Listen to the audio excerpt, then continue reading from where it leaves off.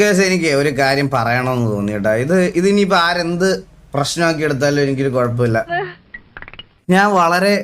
എനിക്ക് ഭയങ്കര ഇഷ്ടമുള്ള ഒരു യൂട്യൂബർ കൂടിയായിരുന്നു മറ്റേ അഷ്കർ ടെക്കി. പുള്ളിയുടെ ഒരു വീഡിയോ കണ്ടിട്ട് എനിക്ക് ഭയങ്കര ബാഡ് അടിച്ചു. എങ്കിൽ ആ വിഷയം ചർച്ച ചെയ്യാം. ചർച്ച വേണ്ട, ചർച്ച വേണം. ഇതിലൊന്നും ചോദിച്ചില്ലാലോ, എല്ലാം അറിയണം. വരൂ. കുഴപ്പമില്ല. ഹനാൻ ഷോയുടെ കുറച്ച് വികൃതികളാണ് നമ്മൾ ഇന്ന് നോക്കാൻ പോകുന്നത്.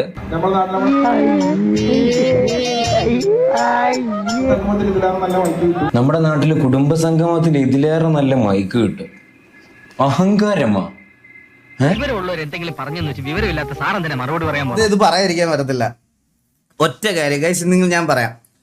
ഒരു കോൺസേർട്ട് നടത്തുക എന്നുള്ളൊരു കാര്യം നമ്മൾ ചെയ്യാൻ പോകുന്ന സമയത്ത് നമുക്ക് ബേസിക് ആയിട്ടുള്ള കുറച്ച് കാര്യങ്ങൾ വേണം. അത് ഈ റൂമിൽ ഇരുന്നാലും അല്ലെങ്കിൽ ഈ പറയണ പോലെ നമുക്ക് വെളിയിലിരുന്ന് റീൽസ് മാത്രം കണ്ടുകൊണ്ടിരുന്നാൽ നമുക്കത് എക്സ്പീരിയൻസ് ചെയ്യാൻ പറ്റത്തില്ല. അതല്ല ഉദ്ദേശം.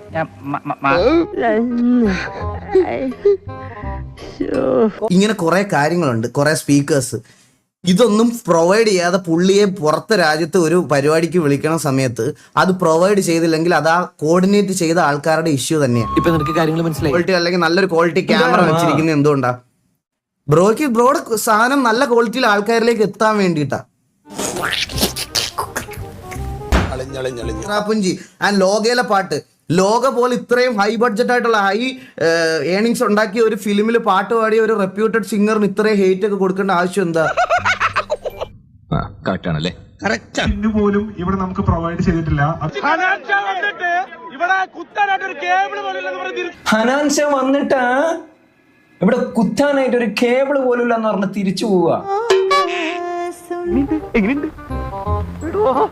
ഈ സെറ്റപ്പ് ഒക്കെ കാണുമ്പോൾ തന്നെ മനസ്സിലാവും ഇത് പുള്ളി ഇപ്പൊ ചെയ്യുന്ന പുള്ളിയുടെ ബാക്കി സ്റ്റേജസ് ഒക്കെ നോക്കി കഴിഞ്ഞാൽ നിങ്ങൾക്ക് മനസ്സിലാവും ഇത് പുള്ളി മരിച്ചാലും ഇങ്ങനെ ഒരു നാറിയ പണിക്ക് കൂട്ടിവെക്കാൻ എന്നെ കിട്ടില്ല. ഇവന് കുറച്ച് ബുദ്ധി ഉണ്ടായിരുന്നെങ്കിൽ മന്ദബുദ്ധി എന്നെങ്കിലും വിളിക്കായിരുന്നു. അതും ഇല്ലാതായി. Comment box unsubscribe Ashkar field out ആയി. Unsubscribe button. ഇനി ഒരു തിരിച്ചു വരവുണ്ടാവില്ല ശശി. തൽക്കാലം ഇത്രയും മതി.